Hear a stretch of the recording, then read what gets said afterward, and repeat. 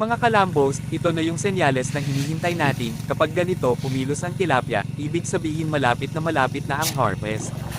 Habang pinapakain natin sila ngayon, mapapansin ninyo kung gaano kabigat ang galaw nila. Ibig sabihin, settled na sila sa tubig, maganda ang kondisyon, at stable ang appetite. Pag ganito ang reaksyon nila, ramdam mong nagbunga ang tiyaga mula pagpapakain, pag-aayos ng tubig, at pag-alaga araw-araw. Sa size pa lang ng splash, halata mong nag-fill up na yung katawan.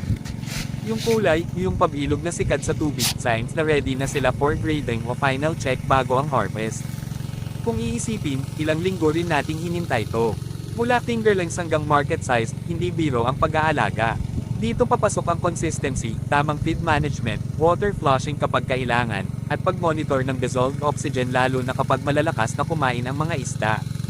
At ngayon, habang nakikita nating buo at agresibo silang kumain, sigurado tayong healthy ang stock at maayos ang survival rate.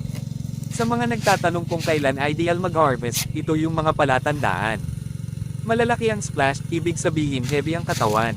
Hindi na ganun kabilis kumain kumpara sa mid-grow-out stage, senyales na malapit na sa target size. Pantay ang movement, hindi nag-aagawan ng sobra, ibig sabihin mas mabigat na sila at nasa almost full grow-out stage. Kaya sa mga kapond na nag-aalaga rin ng tilapia, ito yung update ko sa inyo. Konting araw na lang, aakyat na tayo sa harvest. Kung gusto nyo pang makita ang full journey ng tilapia from fingerlings to harvest, sundan ninyo ang page natin para tuloy-tuloy kayong makakuha ng tips at real-time updates sa ating fish pond. Salamat mga Columbus, hanggang sa susunod. Mga Kalambos, ito na yung senyales na hinihintay natin. Kapag ganito pumilos ang tilapia,